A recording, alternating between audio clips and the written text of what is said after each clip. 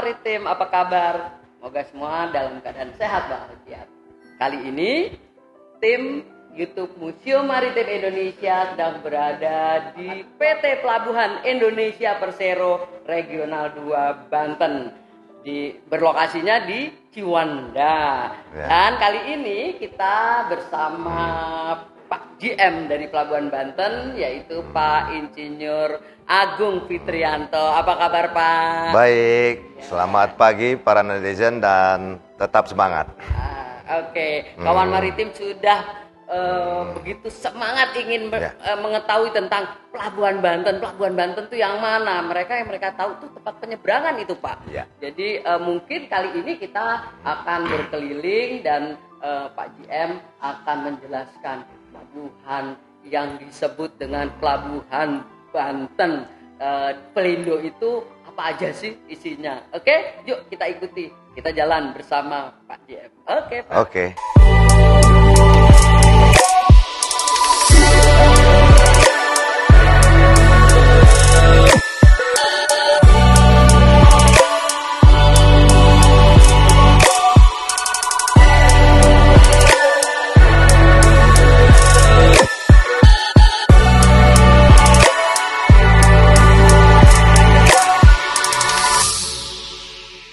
Halo para netizen.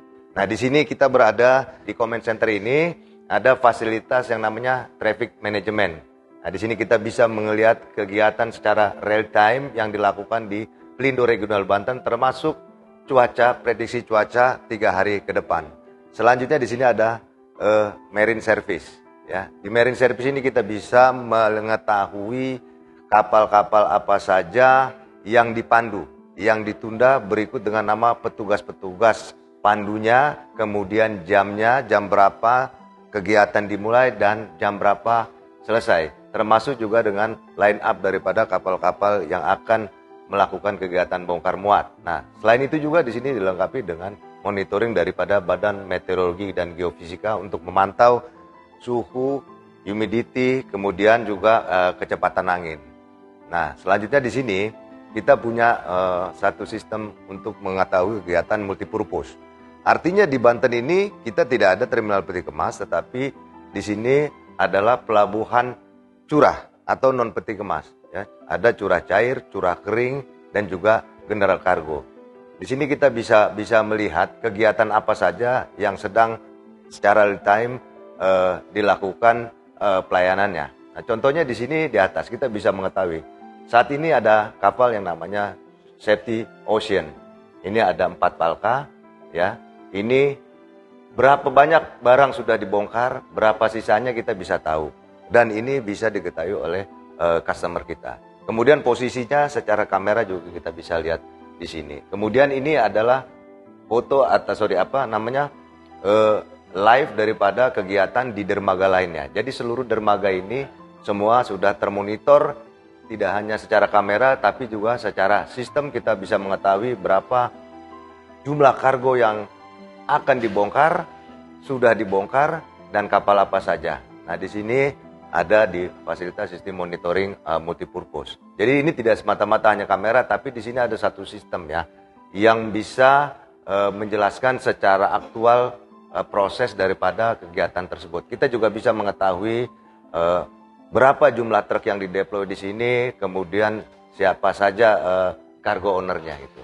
Nah, ini secara singkat ini dibagi menjadi 3 segmen di command center ini. Ada multipurpose, ada marine service, dan traffic management. Jadi ini semacam dapurnya ya. Sebelum kegiatan itu dimulai, ada planning, controlling, termasuk juga monitoring ada di sini. Selain itu juga kita bisa mengetahui di sebelah sana ya, kita ada alat monitoring kegempaan. Ya, atau gempa bumi atau early warning ya. Ini dari BMKG yang ditempatkan di command center ini. Bu, saat ini kita mengunjungi atau ingin melihat salah satu fasilitas yang namanya PPSA. Atau di tempat lain ada namanya PTSP. Kalau di kami namanya PPSA, Pusat Pelayanan Satu Atap. Di mana di sini stakeholder regulator itu berkumpul ya. Walaupun sekarang ini sudah zaman digital, semua bisa di-entry dari berbagai tempat, tapi tetap saja ini bermanfaat untuk konsolidasi dari para stakeholder. Nah, di sini antara lain ada KSOP, ya, Kantor Usaha Bandar dan Otoritas Pelabuhan, ya, dan Kesehatan Imigrasi, Bea Cukai. Ini baru direnovasi. Di sini ada labnya. Jadi untuk pemeriksaan komoditi, ya, seperti gandum yang dari negeri itu kan ada hama apa segala macam, itu dibawa ke lab, dilihat. Ya, kalau udah lolos baru dikasih sertifikat. Jadi ini berkumpul stakeholder. Memang sekarang ini dengan adanya digitalisasi ini, ya, semua bisa dari mana saja, ya. Karena kita sudah menerapkan sistem antara bea cukai dengan karantina, ada namanya sistem SMQC, ya, Single Submission, Custom and Quarantine. Jadi apabila misalkan barang ini, ya, karena lalu lintas barang ini kan bea cukai yang monitor, dari luar negeri masuk jalur merah, ini akan saling menginfokan secara sistem ke karantina. Itu nanti karantina melakukan pemeriksaan, maka dilakukan yang namanya joint inspection. Nah, sekarang ini kita mempunyai joint inspection ada di lapangan di sebelah gudang. Nah, alhamdulillah kita sudah jadi bangun gudang yang setelah 6 tahun tertunda, akhirnya kita bisa menyelesaikan pembangunan gudang, dan ini akan menambah daya tampung kargo di Pelabuhan Pelindo Ciwandan ini. Ya, Ibu, sekarang kita ini berjalan atau mengarah ke arah dermaga, ya, di mana kegiatan sandar kapal dan bongkar muat dilakukan. Di sini kita ada tenan-tenan juga yang mempunyai kerjasama kita, antara itu PT Semen Indonesia, ya. Ini kegiatan packaging semen-semen ini dilakukan di sini. Kemudian di sini ada AKR, ya, itu penimbunan tangki-tangki BBM dan barang-barang chemical. Nah, jadi di sini selain Pelindo, kita juga bekerja sama dengan para tenan, ya. Antara lain ada Semen Indonesia, ada AKR, ada aspal juga di sini yang dibongkar ke sini untuk kebutuhan di dalam negeri kita. Kemudian kalau kita tadi berangkat dari kantor kita itu ada PT Link atau TBS namanya, itu juga berusaha atau bekerja sama dalam hal penimbunan tangki timbun yang berisikan barang-barang chemical. Jadi di sini memang daerah yang merupakan restricted area, ya. Kita bayangkan karena sini daerah-daerah curah cair yang memiliki tingkat risiko tinggi. Nah, kalau di seberang sana ini kita punya TPS. Nah, di sana ada di gudang yang biru ini baru jadi, ya, alhamdulillah, ya, setelah 6 tahun akhirnya kita bisa menyelesaikan kerjaan gudang. Nah, gudang ini sangat penting, ya, karena untuk mempercepat kegiatan bongkar muat. Bayangkan kalau kita langsung dari kapal langsung ke pabrik, di jalan macet, dan makan waktunya lama gitu, dan perlu mendeploy banyak truk. Jadi dengan adanya gudang ini sebagai gudang transit, ya, nanti dari kapal bongkar taruh dulu di gudang, ya kan, karena bisa juga kadang-kadang kapasitas pabrik itu kan terbatas, misalkan sehari cuma 2000 ton, sementara dia kirim bisa 10, jadi disimpan dulu di sini. Nah, manakala sudah habis dia ambil lagi dari sini. Jadi ini mempercepat kegiatan dan meningkatkan kapasitas daripada pelabuhan, gitu.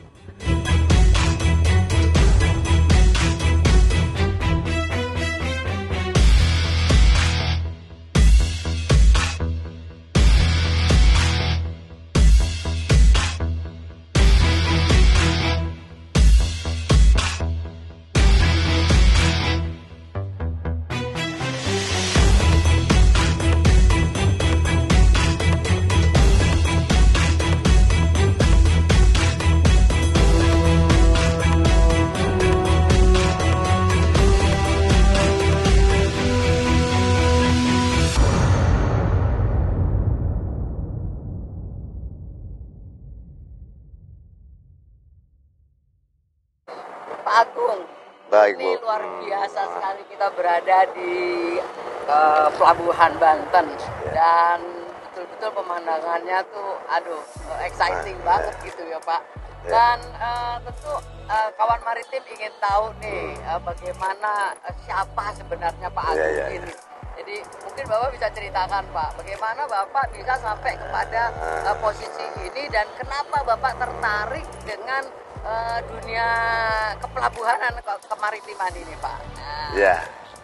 Ya baik. Jadi Ibu, setelah saya lulus kuliah, memang saya tidak langsung bekerja di pelabuhan. Ya. Background saya ini teknik mesin. Jadi saya dulu bekerja di pabrik. Cuma saya ngelihat waktu itu BUMN, terus saya pernah mendengar dalam satu diskusi bahwa kita adalah negara maritim. Saya tertarik gitu, melamar untuk bekerja di salah satu mata rantai dari ekosistem maritim, yaitu di pelabuhan. Waktu itu ada namanya PT Pelindo 2 gitu. Dulu Pelindo itu belum bersatu ya, waktu zaman saya masuk itu. Jadi saya masuk tahun 94 Capek. Jadi sekarang udah sangat tua lah boleh dibilang gitu kan. Senior gitu. 94 karena background saya dari teknik mesin itu, saya ditempatkan di Subdit Peralatan di Direktorat Usaha. Waktu itu belum ada Direktorat Teknik ya. Di Pelindo 2 ya. Waktu itu Pelindo masih terbagi 4 ya. Ada Pelindo 1, 2, 3 dan 4. Saya masuk sebagai staf di bidang alat bongkar muat ya. Jadi ngurusin alat-alat bongkar muat ini keren sebagai staf. Nah, setahun lepas Capek itu berada kesempatan waktu itu saya dikirim sekolah ke luar negeri ke Swedia di World Maritime University untuk mengambil port management. Waktu itu juga disponsori oleh dari Nippon Foundation gitu kan. Nah, itu saya 2 tahun di sana belajar port management, kemudian kembali ya tahun 98 99 saya masuk kembali ke Pelindo 2 ya. Waktu itu saya balik ke asalnya yaitu di Subdit Peralatan lagi ya, menangani alat bongkar muat. Dan sempat juga saya menjadi pengawas itu pembangunan kren pos Panamax pertama di Indonesia yang sekarang ditempatkan di Jakarta di JCT gitu. Nah, waktu itu pembangunannya kebetulan di sini di daerah Bojonegara nih, daerah Cilegon Fabrikator namanya. Jadi sebenarnya tahun 2000 itu tahun 99 2000 saya udah pernah ke wilayah Banten. Tapi saya belum pernah masuk ke pelabuhan Pelindo Ciwandan ini gitu. Nah, jadi tahun 2021 ya setelah selesai pembangunan proyek keren itu saya ditugaskan ke Palembang sebagai asisten manajer di Terminal Peti Kemas cabang Palembang. Setelah itu saya ditarik ke kantor pusat sebagai asisten senior manajer penunjang operasi. Nah, setelah itu 2007 saya ditugaskan pertama kali saya menjadi general manager di Pelabuhan Tanjung Pandan. Saya ditarik ke Priuk, cabang Priuk sebagai deputi general manager operasi Terminal 2. Jadi pada tahun-tahun sebelumnya itu ya di Priuk itu dikelola oleh pihak-pihak namanya terminal operator. Ya, pihak-pihak swasta lah ya. Jadi Pelindo hanya menyewakan begitu saja. Nah, kemudian berakhirnya TO itu dikembalikan ke Pelindo. Nah, kita harus mengelola sendiri. Nah, dibentuklah dulu 3 terminal. Terminal 1, 2, dan 3. Nah, saya ditempatkan sebagai Deputi General Manager Operasi Terminal 2. Ya, termasuk di dalamnya saya menangani ada terminal penumpang di situ. Nah, setelah itu saya ditempatkan di Banten. Jadi saya sebenarnya udah 2 kali nih ke Banten. Nah, waktu itu kondisi Banten itu tahun 2012 ya. Akhir Oktober lah. Nah, itu waktu itu saya masuk ya, belum seperti sekarang gitu kan. Ketika masuk, malam tuh masih gelap gitu kan. Lampu nggak ada gitu kan. Jalannya juga masih bergelombang, konblok. Sebagian besar kalau kita nanti ke belakang tuh ke tenan-tenan itu masih tanah. Nah, kemudian dermaga yang kita duduk di sini ini belum jadi. Nah, alhamdulillah ya dengan visi direksi saat itu, dengan dukungan dari saat itu gitu yang begitu menginginkan Banten berubah, ya kan? Ya, saya dan tim Banten waktu itu dan juga dukungan direksi. Ini yang tadinya nggak jadi, dermaga yang ini bisa terwujud. Gitu kan? Kemudian juga jalan yang tadinya belum beton itu bisa terwujud gitu. Nah, dengan adanya tambahan dermaga ini karena tadinya hanya sampai batas itu tuh. Kalau kita lihat ada boulder. Ini belum ada. Nah, ini jadi yang benar waktu itu diresmikan juga oleh Pak Dahlan Iskan, Menteri BUMN waktu itu. Ya, saya ingat kita berdiri di sini, kita bikin tenda di sini waktu itu. Jadi sekarang tuh ada berapa dermaga, Pak? Nah, saya hitung ya dari sana itu ada dermaga 2. Memang penamaannya ini agak melompat ya. Karena tergantung yang dibangun pertama kali. Ya. Di belakang itu tuh dermaga 1. Jadi ada dermaga 1, 01 ya. Ada 02 di sebelah sana, ada 03, ada 04 di belakang kita. Ya kan, kemudian ada 05A. Nah, itu yang batasnya ada di ujung barrier itu 05 ya. Kemudian ada ini 05B dan C. Ya kan? Karena kita bisa menggunakan 2 sisi dermaga ini. Ini panjang 300, tapi dalam pengoperasian kita menjadi 600. Jadi bisa dua sisi. Nah, kemudian ada dermaga 6 dan 7 ya, dan 9. kalau secara penamaan di Banten ini. Kalau melihat lokasi dari pelabuhan yang ada ini, itu bisa mengatasi kebutuhan pelayanan untuk bongkar muat berapa persen, Pak, untuk daerah? Ya, jadi kalau secara hitungannya dengan dermaga yang kita miliki, ini holding kapasitinya sekitar 11 juta. Nah, saat ini baru ya terakhir pada saat itu peaknya itu 8 juta. Itu. Jadi artinya kita masih punya space. Tapi kalau kita bicara terkait kapasiti, ya kita tidak serta-merta harus buru-buru menambah fasilitas dermaga gitu. Kita bisa melakukan perubahan-perubahan ya. Katakanlah dari pola operasinya, kemudian dari kecepatan bongkar muatnya, itu juga bisa menambah kapasitas daripada pelabuhan ini gitu. Jadi tidak harus melulu kita serta-merta kurang ini, kita harus melakukan, tidak. Kita harus kaji dulu. Barangkali tingkat operationnya harus ditingkatkan lagi, kecepatan bongkar muatnya, handling rate-nya harus diperbesar. Nah, sehingga itu kan bisa menambah volume yang diangkut, sehingga kapasitas holding kapasitasnya bisa bertambah. Kemudian di sini kita memang khusus adalah pelabuhan curah, ya. Tidak ada peti kemas seperti bayangan ini mungkin, Bang. Di sini tidak ada peti kemas, tidak ada terminal peti kemas. Jadi di sini adalah pelabuhan curah dan general cargo. Artinya curah itu ada curah cair, ada curah kering. Curah kering itu ada curah kering pangan dan curah kering non pangan. Curah kering non pangan itu jangan ini ya, semen tadi yang kita lewati itu, ada batu bara juga, ada semacam iron ore itu ya, yang seperti tanah liat itu. Kemudian ada curah pangan. Curah pangan itu ada gandum. Nah, ini mungkin masih kelihatan nih, walaupun sudah bersih nih, saya lihat ada gandum, ada jagung, ada soybean meal, ada gula, ya kan, ya, dan sejenisnya lah yang bersifat curah kering pangan. Nah, itu betapa pentingnya kita ini, karena bahan-bahan itu ya dibutuhkan ya, seperti gandum ya, kita buat roti itu dari gandum gitu kan. Nah, bagaimana kalau kegiatan ini terganggu? Setidaknya akan mengalami shortage lah, pasokan untuk pembuatan bahan-bahan bahan makanan. Nah, di sekitar sini ya, berbicara masalah komoditi curah ini, banyak gudang-gudang, pabrik-pabrik ya, yang pengolahan gandum menjadi tepung gitu ya. Ya, kalau tadi Ibu lihat mungkin masuk dari jalur lingkar itu ada banyak pabrik atau gudang-gudang yang juga sekaligus kawasan berikat. Berikat berikat lah, kawasan berikat ya, di mana di situ proses clearance-nya dilakukan di sana gitu.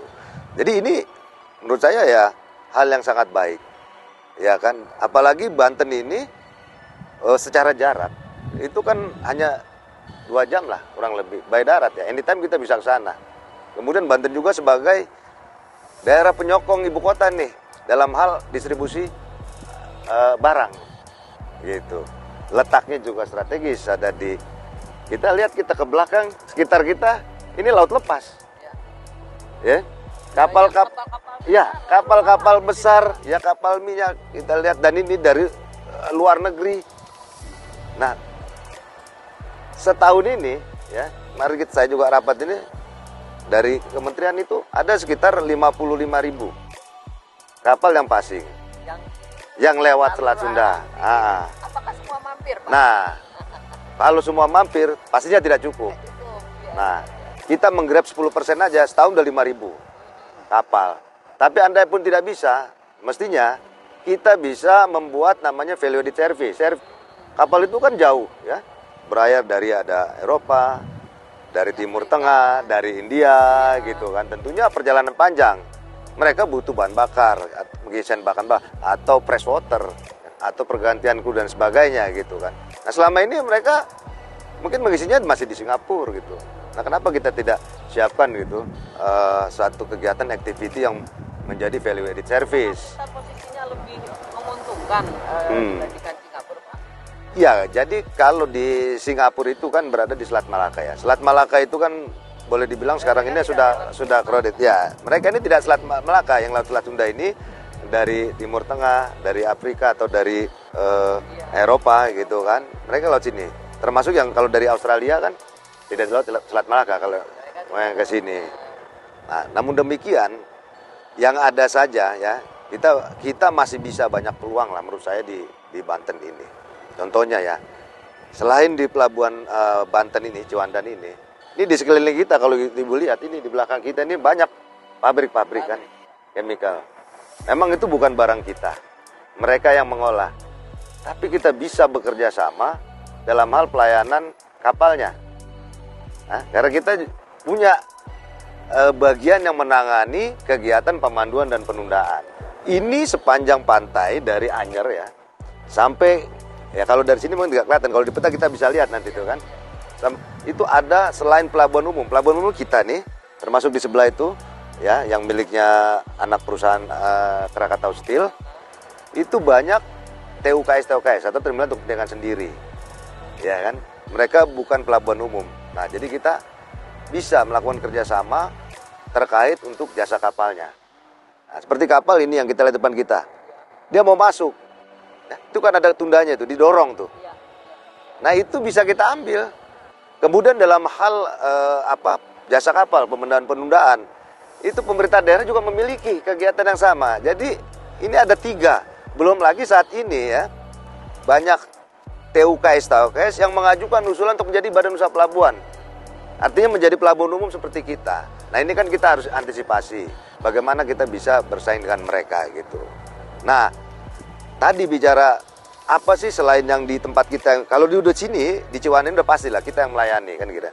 Tapi di TUKS yang jumlahnya hampir 70 itu, bagaimana kita bisa masuk? Setidaknya kita bisa dari kapal, jasa kapal ya. Karena mereka TUKS itu tidak mempunyai itu armada kapal tunda, armada kapal pandu, ya kan? Nah kita berusaha menggrab. Apalagi ini kapalnya kan kapal asing yang nilainya dolar, kan kira. Bayangin kalau 70 TUKS. Nah kita juga berusaha itu bekerja sama gitu kan dengan mereka, terutama mereka yang menggunakan lahan kita. Ya ayo saya kerjasamakan, saya punya lahan ya, kamu kan sewa di lahan saya, ya udah gunakanlah jasa kapal kami, pelayanan pandu tunda kami. Menarik sekali gitu. Dan masih banyak tantangan. Masih banyak saya kira yang harus diselesaikan. Ya, jadi tantangan juga sekaligus itu merupakan opportunity. Ya kan, apalagi kita bicara poros maritim dunia, di mana salah satu pilarnya itu adalah pengembangan infrastruktur dan konektivitas maritim. Nah, kita negara kepulauan, ya, infrastruktur yang buruk dan konektivitas yang tidak baik, itu kan akan mengakibatkan kesenjangan antara wilayah barat, wilayah timur. Ya mungkin sekarang sudah berkurang ya, dengan pemerintah sangat antusias sekali ya untuk memperbaiki ya konektivitas Indonesia. Nah, bagaimana tuh mengkonektivitas antar pulau? Ya salah satu konektornya itu di pelabuhan. Di mana pelabuhan itu adalah tempat perpindahan moda transportasi dari laut ke darat atau sebaliknya, dan juga menjadi pengumpul, ada yang pelabuhan pengumpul dan pengumpan. Nah, apabila pelabuhan itu ya kan efisien, efektif, tidak ada waktu kapal nunggu lama-lama, kemudian juga bongkar muatnya cepat. Ini untuk mereka yang sandar atau datang ke pelabuhan itu kan kosnya akan rendah. Nah, bayangin di kita ini ada ya mungkin 100 pelabuhan ya yang dikelola Pelindo sendiri gitu kan. Kalau semuanya mempunyai standar yang baik, standar yang tinggi, efisien, itu akan membantu pemerintah dalam menurunkan nasional logistik cost. Dan itu bukan satu tidak mungkin, apalagi sekarang lebih manageable. Dari Sabang sampai mereka udah di bawah satu komando, Pelindo ya. Dulu kan kita ada 4 ya. Nah sekarang udah 1 Pelindo. Nah, gitu. Bapak ini kan sudah langsung berkecimpung di dunia kemaritiman pelabuhan. Kalau menurut Bapak, apakah SDM sumber daya manusia yang ada di Indonesia itu sudah cukup yang berkecimpung di dunia kemaritiman atau bagaimana Pak? Iya, jadi apapun itu kegiatannya, ya kan teknologi hanya membantu, proses hanya mempercepat, tapi people adalah yang utama, kan gitu. Nah, bagaimana mempersiapkan people, orang-orang muda ini untuk mau mendalami ya bidang maritim. ya, lebih khusus lagi bidang logistik. Ya. Kalau mereka sudah paham, sudah mereka yakin, sudah mereka cinta, maka mereka akan bekerja dengan sungguh-sungguh, dengan sepenuh hati. Nah, bicara bagaimana sih peningkatan kualitas SDM di bidang maritim? Saya kira pemerintah sudah banyak sekali program-program dilaksanakan ya. Ya di bidang sumber daya kelautan, di bidang kepelabuhanan sendiri, ya kan? Ya Pelindo sendiri ya dari tahun ke tahun sangat menganggap bahwa SDM itu hal yang utama ya. Bagaimana transformasi dulu ya, waktu saya masuk namanya Balai Diklat aja ya, sepertinya lebih statis, sekarang berubah ya. Sudah jadi pusat maritim dan logistik. Artinya memandang visinya itu bagus ke depan. Bahwa SDM ini harus dipersiapkan dari sekarang. Ya, mungkin sekarang kita mempersiapkan, kita mendidik, melatih di bidang maritim atau lebih khusus lagi di bidang logistik. Ya 10 tahun ke depan kita baru bisa menikmati hasil ini mereka gitu. Bagaimana program Pelindo dulu ya menyekolahkan pegawai-pegawainya ke luar negeri. Ya, mereka bisa melihat, ya kan kalau kata orang seeing is believing. Mereka bisa melihat. Saya salut dengan Pelindo gitu. Termasuk saya juga berkesempatan gitu, diberi kesempatan bersekolah di luar negeri, bahkan sampai 2 kali gitu kan. Nah dari kita melihat itu kita tahu, oh begini di luar negeri. Jadi ya kita tidak kayak katak dalam tempurung. Nah biasanya kan ide itu juga ada dari kita melihat. Terus Pelindo juga apa istilahnya ada mengimpor ya, atau boleh dibilang mengundang ya para praktisi-praktisi dunia yang kalau saya ikuti ya sharing session, sharing knowledge. Ini satu proses yang bagus sekali ya, belajar tidak hanya di kelas gitu. Dengan kita mengirim pegawai ke sana untuk sampai sekarang pun saya masih ada program itu berkelanjutan yang istilahnya magang. Ini sangat bagus sekali. Artinya apa sih? Apapun bentuk programnya itu ditujukan bagaimana membentuk orang-orang yang akan mengawaki kegiatan maritim khususnya lagi logistik ini capable dan menjadi champion di bidangnya gitu. Pak, mungkin satu saran saja Bapak untuk para generasi muda Indonesia dalam rangka ikut membangun dunia kemaritiman Indonesia untuk mewujudkan Indonesia sebagai poros maritim dunia, Pak. Ya, saya memang boleh dibilang sudah melewati kategori milenial atau post milenial gitu. Tapi ya saya juga punya pengalaman ya. Di setiap saya bertugas saya mengambil listenernya gitu. Jadi kalau boleh saya menyarankan yang muda-muda ini, saya yakin ya, apalagi yang saya tahu yang masuk Pelindo itu mungkin secara akademis pandai-pandai gitu. Tapi kan kita ini berhadapan di dunia nyata. Yang kira-kira fasilitas pembelajaran juga sudah luar biasa diberikan oleh Pelindo ya, sarana, prasarana. Nah itu kan bisa dimanfaatkan. Jadi saya ya pesan ya kepada generasi muda, kalau pesan saya ya, selagi Anda berada di golden age ini ya Anda harus lengkapi, equip yourself with knowledge and skill. Ya kan, sesuai dengan passion Anda supaya Anda bisa menjadi champion di bidangnya. Ini itu. Nah, yang kedua saya yakin mereka-mereka ini punya talent. Jadi carilah, explore talent lah supaya Anda bisa menemukan tempat yang pas. Ya kan? Sesuai talent Anda.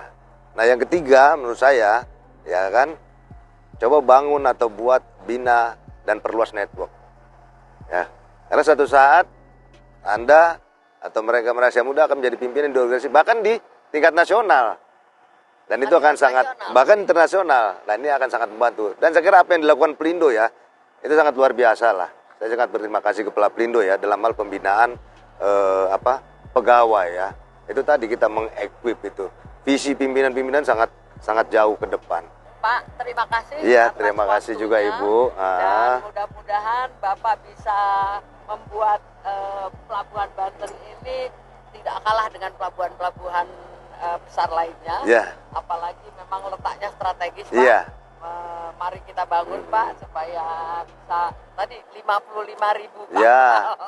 Tidak semuanya kita grab. 50% ya, Pak ya. Tapi ada value edit yang bisa kita berikan yang bisa meng-create revenue lah kira-kira seperti itu. Dan kita akhirnya harus menyudahi acara ini. Sebenarnya masih banyak nih. Nah, ya. Sebagai contoh kita lihat tuh satu pemandangan yang sangat bagus sekali gitu kan di sana.